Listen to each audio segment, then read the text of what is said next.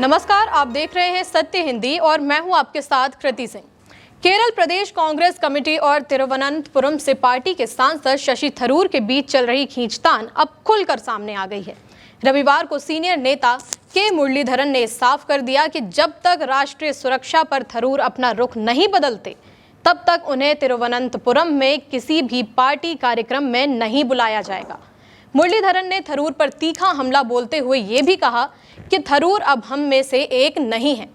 असल में मामला ये है कि शशि थरूर ने हाल ही में राष्ट्रीय सुरक्षा पर अपना पुराना स्टैंड दोहराया, जो के मुरलीधरन को बिल्कुल भी पसंद नहीं आया। थरूर ने अमेरिका के द रेजिडेंस फ्रंट पर बैन लगाने के फैसले का तो स्वागत किया, लेकिन पाकिस्तान को आतंकियों की पनाहगाह बताकर उसकी नीतियों की आलोचना कर डाली। मुरलीधरन को लगा कि थरूर का यह बयान पार्टी की तय लाइन से हटकर है। मुरलीधरन ने कहा कि थरूर को समझना चाहिए कि देश पहले आता है, लेकिन पार्टी भी कम जरूरी नहीं है।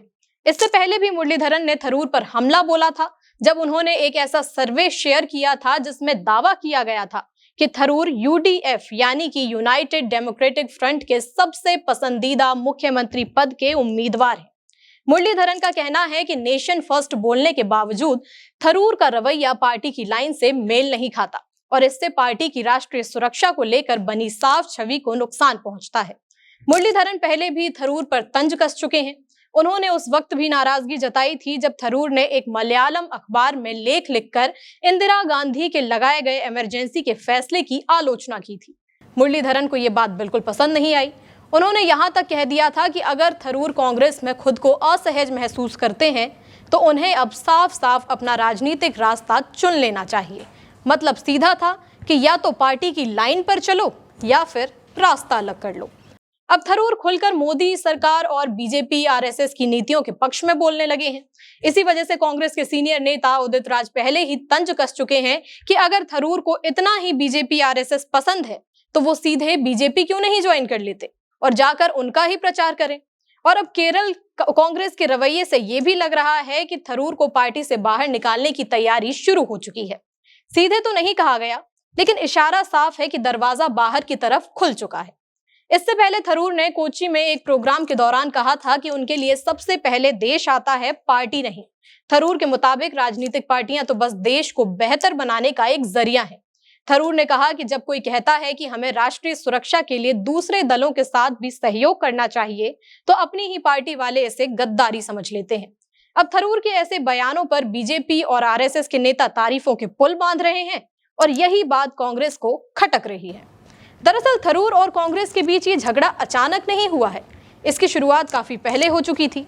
असल में इस झगड़े की नींव 2022 के आखिर में ही पड़ गई थी, जब थरूर ने मलाबार दौरा किया था। उस दौरान थरूर उत्तरी केरल में स्थानीय नेताओं, छात्रों और प्रोफेशनल से मिले थे। कई लोगों को लगा कि अब थरूर अपनी खुद की छवि बनाने की कोशिश कर रहे हैं। जनता और नेताओं के बीच ज्यादा घुलना मिलना पार्टी के कुछ नेताओं को बिल्कुल रास नहीं आया। मुरलीधरन समेत कुछ सीनियर नेताओं को थरूर हमेशा से बाहर ही लगे हैं, जबकि सच ये है कि थरूर की नेशनल और इंटरनेशनल पहचान कांग्रेस के लिए एक बड़ी ताकत भी हो सकती है। यहीं से असली टकराव शुरू हुआ। थरूर की बढ़ती पॉपुलैरिटी और उनका बेबाक अंदाज पार्टी के अंदर कुछ नेताओं को खटकने लगा। आपको याद दिला दें कि जब नीलमपुर उपचुनाव हुए थे, उस वक्त पार्टी के स्टार प्रचारकों में से एक शशि थरूर को प्रचार से ही दूर रखा गया था। केरल कांग्रेस ने इस पर कुछ खास कारण तो नहीं बताए, लेकिन हकीकत में ये पहली बार था जब दरार साफ दिखने लगी थी। केरल कांग्रेस के भीतर पहले से चल रही गुटबाजी ने इस झगड़े को और हवा दे दी है।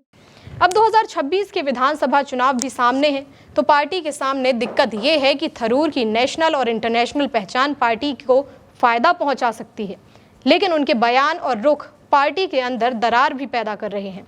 यानी कह सकते हैं कि थरूर कांग्रेस के लिए अब दो धारी तलवार बन चुके हैं। अगर आपको वीडियो पसंद आया हो तो लाइक करें, शेयर करें और चैनल को सब्सक्राइब करें, ताकि अगली बार कोई भी बड़ी खबर आपसे छूटे नहीं। अधिक जानकारियों और लाइव अपडेट्स के लिए हमारे चैनल सत्य हिंदी का ऐप डाउनलोड करें, लिंक डिस्क्रिप्शन में दिया हुआ है। फिलहाल के लिए इतना ही, नमस्कार।